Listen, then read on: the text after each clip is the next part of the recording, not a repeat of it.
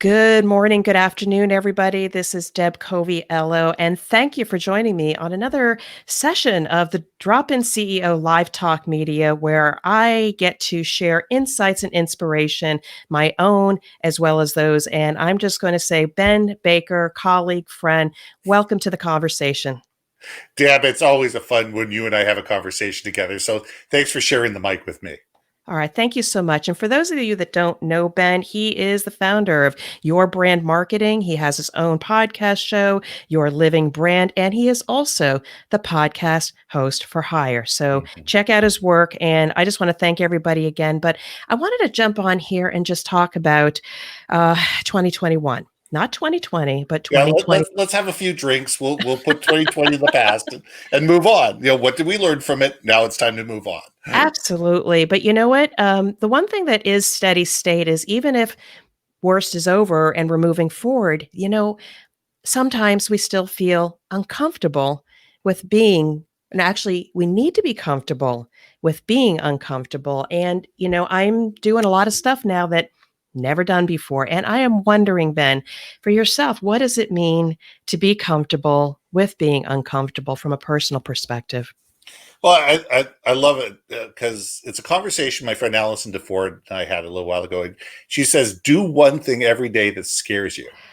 And you look at it, you sit there and say, okay, one thing a day that scares you, that can be great because what it does is you're right. You get to be comfortable being uncomfortable. You have that one thing that comes up every single day. It might be once a week, once a month, whatever, that takes you out of your comfort zone. And I think it's important for all of us because we all get comfortable. We all sit there and say, okay, I got this. I know what I'm doing. If it's going to be exactly the same today as it was yesterday, no problem. I'm good at this. But the problem is when we do that, we don't grow. We don't grow personally. We don't grow professionally. There's no innovation. Companies stagnate. And when companies stagnate, there's somebody over your shoulder who's not doing that, somebody who is comfortable being uncomfortable, leapfrogs you. And that's reality. It's not just our own company we need to worry about and just sit there and say, oh, we're fine, we're okay. Because you may be okay. You may be just fine. You may, have good, solid relationships with your customers. You may have good, solid relationships with your vendors. You may have a good product in a service line and everything. But all of a sudden, somebody's going to figure out something better. And they're going to come out of nowhere. And all of a sudden, everything that you had built and worked for and, relied upon could get taken away from you. So that's why I tell people be a little bit, be comfortable being at least a little uncomfortable and always sit there going, okay, what's next? What's going on? What's happening around me? What should I be aware of? And how is, what's happening in the world today either going to help me or going to hinder me? I love what you're saying, and I'm scared every day. Just being an entrepreneur and saying, gee, I need to create an ebook, Canva. I've never used Canva before, and I now have a sincere appreciation for those that are talented using that. But I was scared. I needed to get something out. I tried it. I pecked away. And you know what? Really uncomfortable, but you know what? I got a product, and now I know how to delegate it to somebody else There now. you go. Yeah, I look at entrepreneurs. It's interesting in my space. I have a whole bunch of colleagues that are in business for themselves and they are lost. And we have an open conversation about, well, let's try this. Have you tried social media? Do you do email marketing? Upgrade your website. Think about a personal brand. And they say, yeah. But then all of a sudden they shrink and be comfortable. I mean, I'm wondering for those business owners of small entities, how do we get them to be more comfortable with it? I'm just wondering, how can we help shift them? Well, let's take that one step backward. Sure. Yeah. And here's an interesting stat that probably not a lot of people know. Business plans. Everybody creates a business plan, or people should create a business plan. 60% of them never see the light of day. 60% of business plans that are created year after year never see the light of day because people are terrified about the what if. People are terrified to sit there going, what if I fail? What if it doesn't work out? What if I outlay this amount of capital and it doesn't work out? The problem is, what if you don't lay out that amount of capital and it would have succeeded? It's a matter, it's a mindset shift. It's sitting there saying, going, what if, instead of what could go wrong? And it's imagine the possibility. I'm a big believer of the glass isn't half full or half empty. It's refillable. And we all sit there and create our own destiny. And our destiny is made out of taking what we've learned in the past, understanding where we are today, realizing what our goals are, understanding what our comfort level is, and just pushing it a little bit. Just a little bit. And, not all of us are going to be billion-dollar corporations. In fact, most of us won't. Most of us are never going to 10x our business. Most of us are never going to sell our business for $100 million.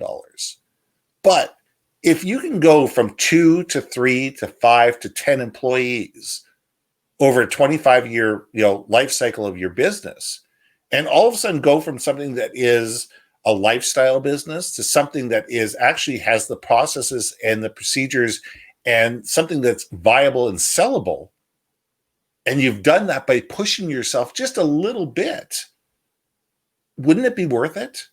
And we all need to be thinking about that, both from a personal point of view and from a professional point of view. What are those little things that we can do that are going to give us the opportunity to succeed? And we're not going to succeed all the time. We're going to take money. I've taken money this year. I've probably taken $10,000 this year, in 2020, and I might as well have just flushed it down the toilet. I made some, you sit there and say, okay, looks like it's a good idea. I think this is going to go. We're going to invest a little bit of money in this. We're going to see which way it goes. And it didn't. But it doesn't keep me from sitting there going, all right, I'm never going to do that again. I may not do that particular thing ever again, but it doesn't mean I'm not going to sit there and say, when the next opportunity comes up, that I'm just going to sit there, look what happened in the past. I'm never going to do that again. I'm going to sit there and say, you know what? What did I learn from that $10,000 not doing what I want to do? And take that experience and say, all right, now that I've got another $10,000 to invest, or $20,000 or $5,000 or $1,000 or $100,000, and how do I make smarter decisions as I'm risking my capital to be able to make sure that the return on investment happens? Ben, the language you use is very powerful, and what you've shared is really, really important. But asking the question of what can I do versus, well, that didn't work, and just let it be. What can I do? It's always seeking that channel, that avenue of least resistance. I know not to go there, but what can I do? There's no N''. There's no not, there's no can't, there's no won't, but what can I do? And I think those are really powerful words that you need to consider, even if you're scared. What can I do? And what's in my control? Another thing that I think is really important is that even a small business, maybe it's just yourself, or like you say, 100 people, 25 people are watching. Your brand, being a risk taker, seeking success, finding ways, asking questions, how can I do it? People are watching. So if you're a business owner, or if you're just a solopreneur, your family's watching, and taking risks on the possibility that you might succeed versus failing. Modeling that behavior can impact not just yourself, but the people around you. But here's something I agree with that. Yeah. It's the difference between embracing that and letting people in on the conversation versus saying, I'm just going to do this myself. There's too many business owners that are sitting there going, well, it's my risk, my responsibility. I'm going to make the decision. But think about it. If you've got employees, if you've got a family, if you've got anything, those people, are invested in that decision as well.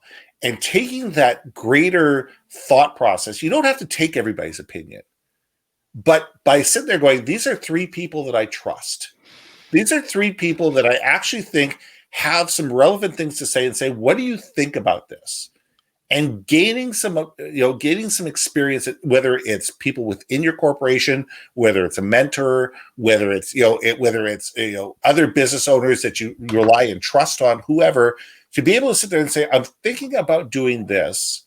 What are the pitfalls that you see? What are the things that you're looking at that you're sitting there going, oh, well, wait a second. Have you thought about this? And too many of us don't take the time and the effort before we jump in to consult. We don't have to consult everybody. We don't have to take everybody's opinion. We don't have to listen to everybody, but to sit there and say, here's 3 or 5 people that I consider pretty smart, pretty knowledgeable, have some insights in this particular thing, and asking their opinion and saying, what do you think? And, honestly listen to them. And if you get 5 people that say that's the dumbest thing I've ever heard, and this is why, maybe taking that and say, well, I know better. Well, no, none of us are smarter than the collective, and we need to sit there and say, okay, this is a good idea. How do we modify it to be able to take their ideas into consideration and be able to modify it to be able to make it better? Yeah, what an actionable tip. I really, really appreciate that, because bringing a couple people into the room with you while you're uncomfortable, knowing that you got to abide by that business plan, if nothing else, it takes some of the pressure off and you wind up on the other side, probably in a better place. And this reminds me of a situation. I'm coaching somebody right now. They're getting ready to go through a career change, and based on being open, asking for feedback, what should they change? She realized how much change she needs to make, and she's making those changes. And one of the things she said to me, something like this, was, I'm really excited about what I'm going through right now. I know where the end game is.